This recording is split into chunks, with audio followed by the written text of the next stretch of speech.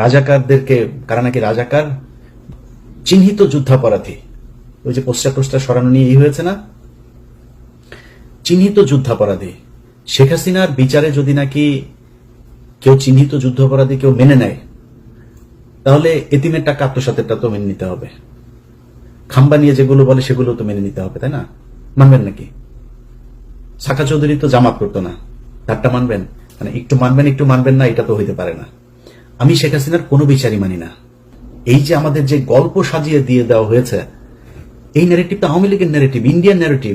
আপনি এখন এটারে করছেন স্বাধীনতার চেতনা, জাতীয় সঙ্গীত। ওই যে ছাত্র দলের সাধারণ সম্পাদক, ওর বাপ ছিল আওয়ামী লীগের নেতা, ওর আওয়ামী লীগের নেতা, ওর বাপের আওয়ামী লীগ এখন শিখাই দেয় তোমার ছেলেরে দিয়া তুমি এগুলি করবা। এই কালকে যে ছাত্র দলের ঢাকা বিশ্ববিদ্যালয় যেটা করেছে, করেছে এই নাসিরের কারণে হয়েছে এটা, কারণ নাসিরের বাবা আওয়ামী লীগ নেতা, ও করবে না এটা। ওইটারে জাতীয় সঙ্গীতের পক্ষে কথা বলে। তারপরে জাতীয় সঙ্গীত কোন পয়েন্টে আমার সাথে আসবে? জাতীয় সঙ্গীত বাংলাদেশের কোন নাগরিকের না। জাতীয় সঙ্গীত লেখা হয়েছিল 1905 সালে বাংলাদেশের বিরুদ্ধে, বঙ্গভঙ্গের বিরুদ্ধে করা হয়েছিল। জাতীয় সঙ্গীতের সুরটা গগন হর করার চুরি করা সুর। কোন পয়েন্টে এটা আমার জাতীয় সঙ্গীত থাকবে? আমার বল। এত আবেগী হয়ে তো লাভ নেই, এটা আবেগীও না। ওর বাপ আওয়ামী লীগ করে, এই নাসিরের বাপ আওয়ামী লীগ, খোঁজ নেন ইয়েতে যায়, এই নোয়াখালীতে যায়, ওর বাপ আওয়ামী লীগ করতো, যে কারণে ও আজকে এটা করে, এই পক্ষে কথা বলে। বিশেষ করে বিএনপির কথা বলি, বিএনপির কিছু বক্তব্য শুনে মনে হচ্ছে ঠিক আওয়ামী লীগের কথা বলছে, এরকম মনে হয়। আমি ওটা যদি শুধু অডিও শুনি এবং ওই ভয়েসটা যদি আমি রেকগনাইজ করতে না পারি, তাহলে আমার মনে হবে আওয়ামী লীগের কেউ বক্তব্য দিচ্ছে। ওনারা এখন মুক্তিযুদ্ধের চেতনায় বিশ্বাস করেন। বাংলা আমার দেশের স্লোগান না, এটা ইন্ডিয়া শিখায় দেওয়া স্লোগান। ভাই মুক্তিযুদ্ধের চেতনা নিয়ে যদি রাজনীতি করতে চান, বহুত সমস্যায় পড়বেন। আমি ভাই বাংলাদেশ 1971 সালে স্বাধীন হয়েছিল এটা মানি না। কারণ আপনি আমাদের যা মনে চায় তাই বলতে পারেন, কারণ ওইটা ভারত আর পাকিস্তানের যুদ্ধ ছিল, সেটা ভারত এখনো বলে, এবং বাংলাদেশের পক্ষ থেকে ওইটার ব্যাপারে কোনো ধরনের কোনো প্রতিবাদ এখন পর্যন্ত করা হয়নি। এইবার প্রথম এই সরকার আশা করে করেছে, ওইটা আমি এনাফ মনে করি না। আপনি যদি মনে করেন ওইটা আপনার স্বাধীনতার যুদ্ধ, ওই ব্যাপারে আপনি প্রকট, আপনি একদম পুরোপুরি এক ইয়ের মধ্যে থাকবেন, তাহলে তো আপনাকে তাদের সাথে সব ধরনের চুক্তি বাতিল করতে হবে, সব ধরনের থেকে সম্পর্ক থেকে বের হয়ে আসতে হবে। আসেন নাই, তার মানে তাদের ওইটা আপনি সহ্য করেন, তাহলে ওইটা যুদ্ধ না। ভারত আর পাকিস্তানের যুদ্ধ ভারত এখনো সেলিব্রেট করে, দেখেন না? এখন পর্যন্ত দেশে যাইতে পারি না কেন জানেন? এই দেশের কিছু মানুষের মুক্তির জন্য। আপনি 1 বছর হয়ে গিয়েছে, এখনো অনেক মানুষ জেলখানায় আছে, তাদের কথা মনেও করেন নাই, কেউ কোথাও বলেনও না, বলবেনও না। কারণ আপনারা মনে করেছেন সামনে কিছু খাবার এসেছে, সেটা খেয়ে নেই শেষ। এই দেশের মূল সমস্যাটা কোন জায়গায় ছিল সেখানে হাত দেয়। এখন পর্যন্ত বিডিআরের লোকগুলো জেলখানায়, কোনো বড় রাজনৈতিক দল না, বিএনপি না জামায়াত, কেউ যায় নাই। এনসিপির কিছুটা, ওই যে একজন সমন্বয়ক আছেন মাহিন ভাই, কিছুটা দিত, সময় দিয়েছে, সময় দেয়, এখনো সময় দেয়। এর বাইরে কোনো রাজনৈতিক দল তাদের পাশে দাঁড়ান নাই। আপনাদের সমস্যা মনে হয় না ওইটা? 25শে ফেব্রুয়ারি পিলখানার হত্যাকাণ্ড এই দেশের মূল সমস্যা, এটা মনে করেন না? যদি মনে না করেন, এটার জন্য আপনাদেরকে একদিন মূল্য দিতে হবে, চড়া মূল্য দিতে হবে। এবং এবার যদি আবারও আপনাদেরকে মূল্য দিতে হয়, সেখান থেকে বের হয়ে আসতে পারবেন কিনা এটার কোনো গ্যারান্টি নাই। ঢাকা বিশ্ববিদ্যালয়ের এখানে আপনি চিহ্নিত যুদ্ধাপরাধীদেরকে নাকি করা যাবে না। চিহ্নিত যুদ্ধাপরাধী শেখ হাসিনা কি বলেছেন? মতিউর রহমান নিজামী একজনের ঘরের থেকে এক নারীকে উঠিয়ে নিয়ে পাকিস্তান ক্যাম্পে দিয়ে এসেছেন। কার মাকে মতিউর রহমান নিজামী পাকিস্তানি ক্যাম্পে দিয়ে এসেছেন, আমরা সেই পাকিস্তানি বীর্যগুলোকে দেখতে চাই। আওয়ামী লীগের লোকজন খুব ভোদাই মার্কা একটা কথা বলে, কারণ আমি নিজেকে, আমার বাপ জীবনে কোনোদিন, মানে আমি 71-এ জন্ম হইলে আমি 100% পাকিস্তানের পক্ষে থাকতাম, একদম 100%। এটা আমি হিপোক্রেসি কথাবার্তা বলি না, এখন বলছি সারা জীবন বলবো এটা, অবশ্যই পাকিস্তানের পক্ষে থাকতাম আমার যদি জন্ম হইতো। আমার বাপ এত মানে ভীতু টাইপের লোক ছিল, এই লোকের পক্ষে সম্ভব হয় নাই। তারপরেও আমি কিন্তু নিজেরে রাজাকারের সন্তান বলি, আমি রাজাকার পরিবারের বলি, এগুলি বলি। কেন বলি জানেন? চালাক, তাই বুদ্ধিমান, এই সময় বলি। কারণ ধরেন আমার বাপ যদি রাজাকার হইতো, আমার বাপ বিভিন্ন ঘর থেকে বাঙালিদেরকে তুলে নিয়ে পাকিস্তান ক্যাম্পে নিয়ে আসতো, আমার বাপ তো সেফ থাকতো, কারণ আমার বাপ পাকিস্তানি লোকজনের সেবা করে, পাকিস্তানি লোকজনের ই করে। তাহলে কি হইলো? যারা তুলা দিয়ে আসলো, আওয়ামী লীগের লোকজনের বৌরে নিয়ে ক্যাম্পে দিয়ে আসছে না। যদি আমার বাপ রাজাকার হইতো তাহলে কি করতো? আমার বাপ তাহলে আওয়ামী লীগের লোকজনের নিয়ে, মহিলাদেরকে নিয়ে ক্যাম্পে দিয়ে আসতো। পাকিস্তান কারে বীর্য দিয়ে গেল? তোর মারে দিয়ে গেল। আওয়ামী লীগের মারদের পেটের মধ্যে বীর্য পয়দা হয়ে এখন ছাত্রলীগ যুবলীগ হয়েছে, আর বাকিগুলি ওই যে ক্যাম্প ওই সীমান্তের ওই পারে গেছিল, ওগুলির পেটের মধ্যে দাদারা দিয়ে দিয়েছে, যেগুলি এখন জয় বাংলা করে। এখন আপনি যদি মনে করেন, আমি কিছুক্ষণের জন্য এটা মানলাম যে আপনার ভারত পাকিস্তানের যুদ্ধ, এই মানে বাংলাদেশের মুক্তিযুদ্ধ। আমার এই ভিডিও এই মুহূর্তে যে যে মানুষগুলো দেখছেন, আমার ভিডিও পজ দিয়ে একটু 2 মিনিট চিন্তা করেন যে আমি এই আমার আশপাশে, আমার আত্মীয় স্বজন, আমার গ্রামের আশপাশের যত গ্রাম আছে, কতজন মুক্তিযুদ্ধ ছিল। মুক্তিযুদ্ধ যে কটা আসছে তার 80% ভুয়া। খোঁজ নেন, আপনার এলাকায় যে কটা মুক্তিযুদ্ধ আছে ওর ব্যাপারে যায় খোঁজ নেন। আল্লাহর কসম করে বললাম, একদম ভুয়া। আপনার বাপ গিয়েছিল? যায় নাই। তো মুক্তিযুদ্ধ আপনি করলেন না। আপনি মুক্তিযুদ্ধের বিশাল চেতনা। এই যে এই সরকার এসে 1 বছর হলো, আপনি মুক্তিযুদ্ধের তালিকা বের করেন নাই কেন? কতজন মারা গিয়েছে আসলে তার তালিকা আপনি করেন না কেন? 30 লাখ, 3 লাখ, 3,000, এটা কি কেন করেন না? ওইখানে ইস্যু একটা আছে যেটা করতে মানে বের করতে চায় না। ভাই আমরা তো চাই সেই যুদ্ধে কতজন মানুষ মারা গিয়েছে তাদের প্রতি আমরা সম্মান জানাইতে চাই। বার করেন। আপনি ভিডিও দেখছেন না, বার যেহেতু করেন, আপনাকে দায়িত্ব দিলাম বের করার জন্য। আপনি চোখ বন্ধ করে চিন্তা করেন আপনার 14 গোষ্ঠীর মধ্যে 71 মারা গিয়েছে কেউ আছে কিনা। পাকিস্তানি মিলিটারিরা এসে কারোর মাকে তুলে নিয়ে তারপরে প্রোডাকশন দিয়ে দিয়েছে। যদি একটা খুঁজে পান, কান কেটে শুনেছি, উনি বলেছেন, তিনি বলেছেন, এইটা দিয়ে কোনো ইতিহাস হয় না। আপনি এখন ওই যে আওয়ামী লীগের মতো এত আবেগ থাকলে তো সমস্যা। আমার কথা শুনলে আমাকে পছন্দ করেন এরকম অনেক মানুষের, ভাই আপনি তাহলে মনে করেন যে কিছুই হয় নাই। 3 তারিখ ডিসেম্বরের 3 তারিখ থেকে ভারত যৌথ বাহিনী হামলা শুরু করেছে। পাকিস্তানের অস্ত্র ছিল না, ওই দিক থেকে সৈন্য আসছিল, সেটা আসতে পারে নাই। 7ম নৌবহর পাঠাবে, সেটা নিয়ে সমস্যা। ওই দিক দিয়ে ভারত এই সাগর বন্ধ করে শ্রীলঙ্কা হয়ে আসতে চায়, দেরি হয়েছে। পাকিস্তান মিলিটারি পারে নাই ভারতের সাথে যুদ্ধ করে, ভারত করেছে। আরে ভাই আপনি কোন যুক্তিতে আমার কাছে আসবেন? 16ই ডিসেম্বর দেখান আপনি বাংলাদেশের একটা মানুষকে সেই জায়গায় ছিল, কেন ছিল না? এগুলি নিজের কোশ্চেন করেন। আমি আমার নিজের কথা বলি, আমি ছোটবেলা থেকে মুক্তিযুদ্ধ মানে ওই যে সিনেমা টিনেমা দেখতাম, বাংলা সিনেমা দেখতাম না, বাংলা সিনেমায় দেখা বাবারে নিজের সন্তানকে কাঁথার ভেতর থেকে বের করে মুক্তিযোদ্ধাকে ঘরের ভেতরে জায়গা দিয়া তারপরে মুক্তিযোদ্ধারে বাঁচাইলো, বিশাল এক নাটকীয় এক দৃশ্য অবতারণা করলো, করে মুভি একটা বানায় ফেলে। ওইটা দেখে দেখে বড় হয়েছে না, মানে কিছু না হইলেও কিছুটা তো আছে। শেখ মুজিবের প্রতি আমার ভীষণ রকমের শ্রদ্ধা ছিল, আমি স্বীকার করছি, বিশ্বাস করেন, জানতাম না তাই। আরে শালায় তো একটা বদমাস, এমন কোন চাউরামি নাই যে এই শালা করে নাই। এই যে নারায়ণগঞ্জে চশমা ফেলে রেখে আসা বেশ্যাখানায়, মিথ্যা কথা না। ওর দলের এই যে শামসুল হক, ওর দলের এই লোকটারে জেলখানায় রেখে ওর বউরে সারা জীবন আকাম কুকাম করেছে। ওর বউ এই যে নিউ ইয়র্কে, এই যে আমেরিকা, এখন সম্ভবত নিউ জার্সিতে থাকেন। এই শালা, এই যে পাপনের মা, এই পাপনের মারে এই যে রাষ্ট্রপতি ছিল জিল্লুর রহমান, এই শালায় তো ওরে কিছু করতে পারতো না। এই শালা শেখ মুজিব ওর এই আইবি রহমানরে আকাম কুকাম করতো। এটা নিয়ে শেখ মুজিব এই শেখ হাসিনার পরিবারে বিশাল গ্যাঞ্জাম হইতো। সুন্দরী ছিল তো, শেখ মুজিব এটারে এই করতো। পাকশাল ভাই, একটা মানুষের কোন দল হবে না, খালি আমার দল একা।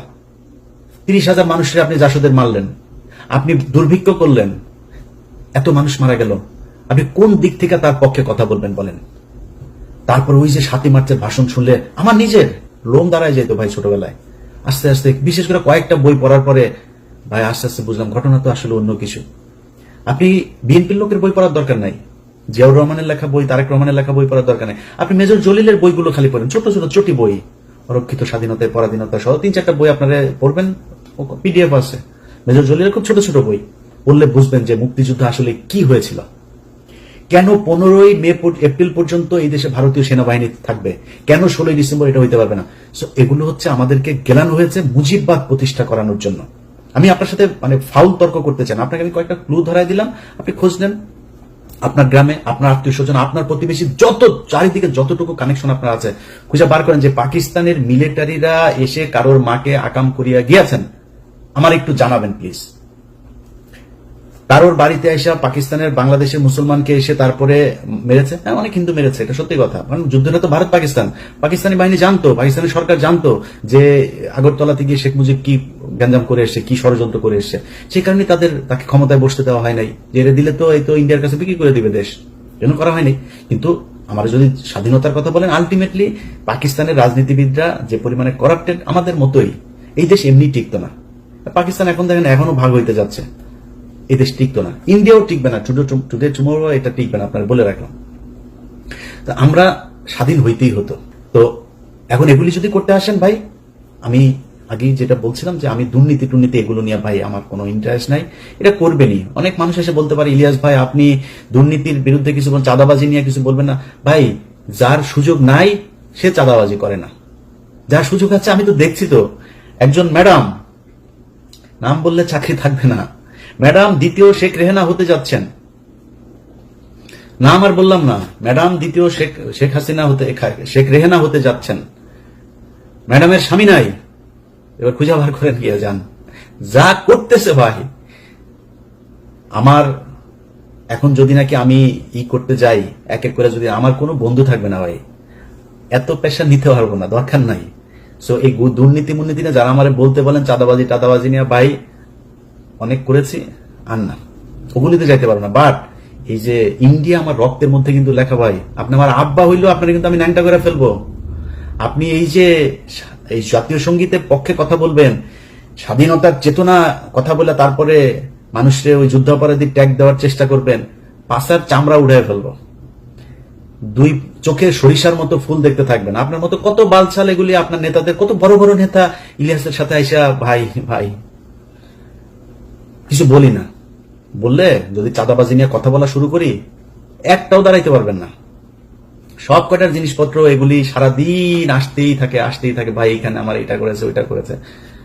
ক্যামেরা বসায় রাখা লাগবে না, আমার ইমেল থেকে যদি খালি উজাড় করে দেই তাহলে পদে থাকা নেতা একটারও খুঁজে পাবেন না। সব মির্জা আব্বাস এত টাকা পয়সা, ব্যাংকের মালিক, এখনো চাঁদার টাকার ভাগ নেয় সন্ধ্যায়, তো বাদ নাই তো কেউ। আর অনেকে নাম বললাম না, টেকনিক্যালি নামটা আমি করে যাচ্ছি। ছাত্রদের প্রতি আমার একটা ভালোবাসা আছে জুলাইয়ের কারণে, যে যত বালপাকনা কথাবার্তা বলেন ভাই সমস্যা নাই। এই ছাত্রদের কারণে আজকে মানে এই যে আলহামদুলিল্লাহ বললাম যে আল্লাহ অনেক ভালো রেখেছে আগের চাইতে, এই একমাত্র এদের কারণে। সো এদের প্রতি এই সম্মানটুকু সারা জীবন দিয়া যাব। এদের সাথে ব্যক্তিগতভাবে অনেকের সাথে সম্পর্ক থাকবে, ভালো থাকবে না, বাট এদের ওভারঅল এই জুলাই যোদ্ধাদের প্রতি এই সম্মান, এটা আপনি দিবেন না সেটা আপনার ব্যাপার, আমি দিয়েই যাব। অনেকের কথাই বলছি না, কিন্তু চাঁদাবাজি টাদাবাজি এগুলো চলেই যাচ্ছে, বাট ওই জায়গাতে আঘাত করেন না, তাইলে কিন্তু সমস্যা হয়ে যাবে। কথাবার্তা শুনলে যেন আপনার কিছুদিন আগে এক চাঁদাবাজারে দেখলাম, এক চাঁদাবাজারে দেখি সে বলতেছে এই কি আওয়ামী লীগের ওই ইয়েটা ছিল যে বাংলার তুমি কে আমি কে তুমি কে, ওই যে বাঙালি বাঙালি বাঙালি বাঙালি, এটা তো পশ্চিম বাংলার ডায়লগ, ওরা আমাদের বাংলার সাথে, এই তো আওয়ামী লীগের ডায়লগ এগুলি, তুমি কে আমি কে বাঙালি, গণজাগরণ মঞ্চের ডায়লগ, সবকিছু মিলা গেলে তোমাদেরকে ওইদিকে মিলাই দেওয়া হবে। তো খুব সাবধানে কাজ করতে হবে। আমরা এত কারোটা খাইও না পড়িও না, এত পাকনামি করার কিছু নাই। সবশেষ এই যে কথাবার্তা বললাম সব কিন্তু থ্রেট করলাম, কিছু বলি নাই কিন্তু, করবো টরবো এগুলি জাস্ট থ্রেট করলাম। কিন্তু আমি একতা চাই, ঐক্যবদ্ধ হন, এটা চাই। বিএনপি জামাত এনসিপি আপনাদের ভেতরে রাজনৈতিক দ্বন্দ্ব থাকবে, ৭১ টাই না, এমনি দ্বন্দ্ব থাকবে।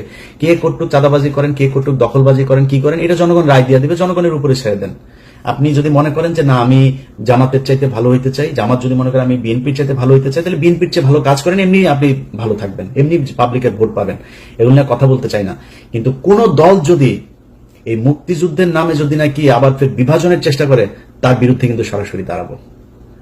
তখন কিন্তু কিছু বলতে পারবেন না, এক পিনাকিদার একার গুতাই নিতে পারেন না, আমাদেরকে চাতায়েন না। এটা বলে রাখলাম ভাই, ভবিষ্যতে মার্ক করে রাখতেছি, কিন্তু কে কে কি বলেন এগুলি কিন্তু মনে আছে। ওই যে মিছিলের কথা বললাম একটা, তুমি কে আমি কে বাঙালি, ওরা কিন্তু মনে রাখছে।